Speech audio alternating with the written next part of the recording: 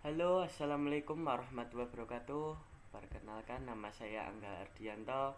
Saya dari Universitas Muria Kudus, Fakultas Teknik, Prodi Sistem Informasi.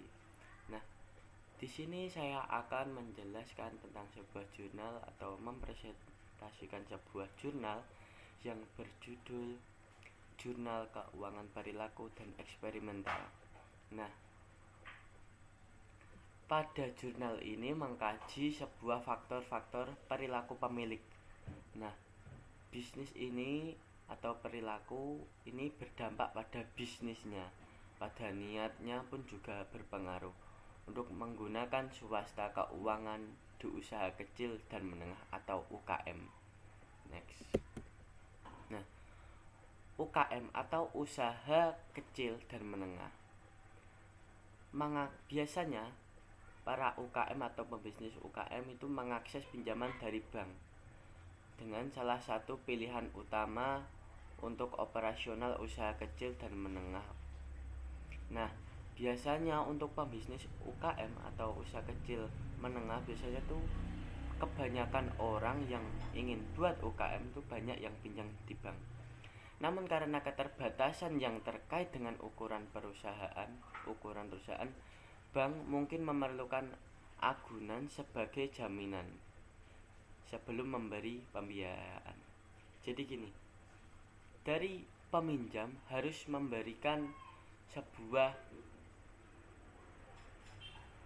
jaminan agar jadi pihak bank tuh nggak takut akan kehilangan atau mungkin dia si peminjam habis minjam terus kabur gitu. Jadi kan ada jaminannya gitu. Nah, kemungkinan ketidakmampuan untuk memenuhi pembayaran bunga dapat mengakibatkan kebangkrutan bagi perusahaan kecil. Nah, jadi misal nih ada koperasi yang kecil-kecilan itu kan. Nah, misal ada seseorang minjam. Nah, kemudian si peminjam itu kabur. Jadi si perusahaan koperasi itu tidak akan bangkrut karena tadi ada jaminannya. Gitu. Next. Penyebab UKM gagal antaranya yaitu usaha kecil yang mencari keuangan mungkin dihadapkan pada masalah kesenjangan ekuitas.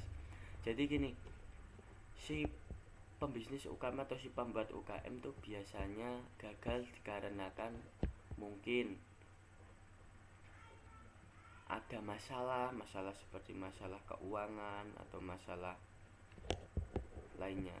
Nah, kemudian menjual harga barang yang terlalu rendah.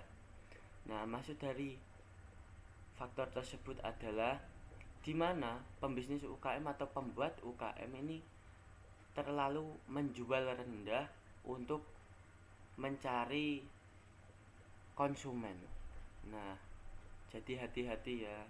Takutnya tuh kalau misal dijual harga murah nggak dapat untung tapi malah buntung gitu. Nah, untuk selanjutnya tidak adanya dukungan dari pihak manapun.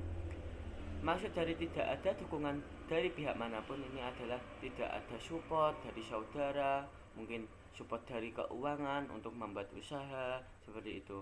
Nah, selanjutnya belum mencakup wilayah pasar.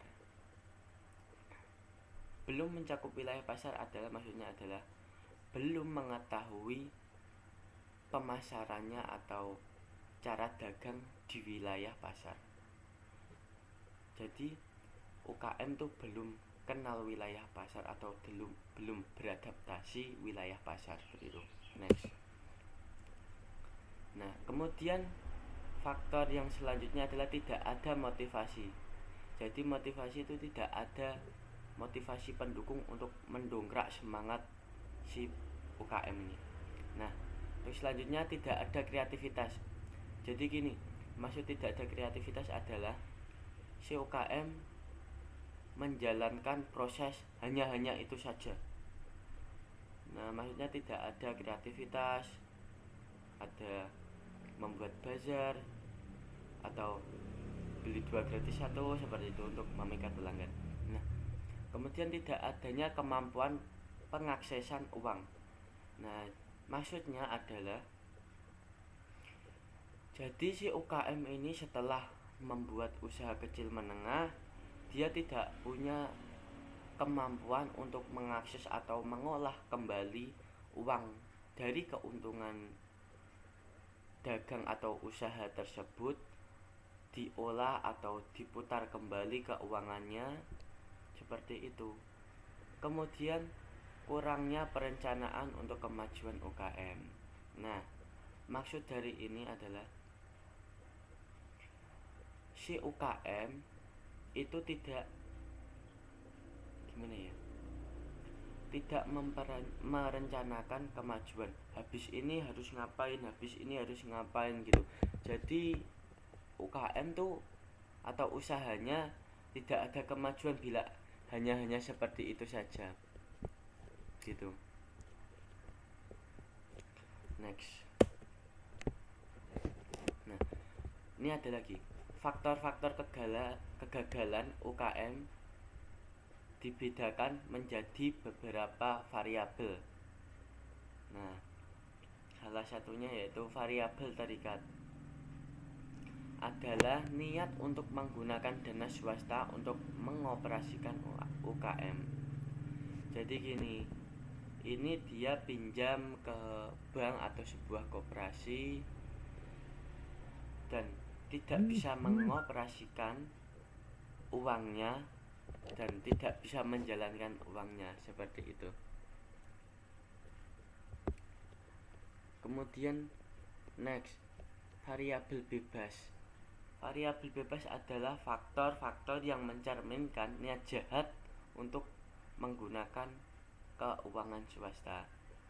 Jadi dia meminjam uang ke swasta atau punya uang tapi tidak bisa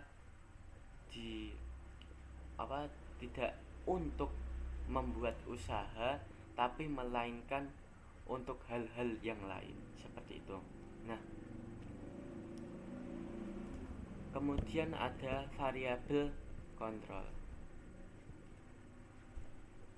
Variabel kontrol digunakan untuk menguji hipotensi. Nah, variabel kontrol tersendiri yang dirasakan adalah untuk menguji usahanya apakah ini bisa berlangsung lama atau tidak. Jadi si pengusaha itu harus mempunyai planning atau rencana yang mantap. Kemudian ada analisis data dan pengujian hipotensi. Untuk mengkaji bagaimana faktor perilaku dikaitkannya dengan niat untuk menggunakan keuangan swasta. Jadi analisis data dan pengujian hipotensi adalah untuk mengkaji bagaimana faktor-faktor atau menyimpulkan dari variabel berikut yang terkait variabel bebas dan variabel kontrol dengan niat untuk menggunakan keuangan swasta. Itu next. Oke, sekian dan terima kasih presentasi saya. Saya Angga Ardianto. Jika ada kesalahan pada pembuatan video ini, saya mohon maaf sebesar-besarnya. Dan tidak lupa, saya pun manusia, jadi tidak pasti ada kekurangannya dan tidak sesempurna yang kalian pikirkan. Dari saya, assalamualaikum warahmatullahi wabarakatuh.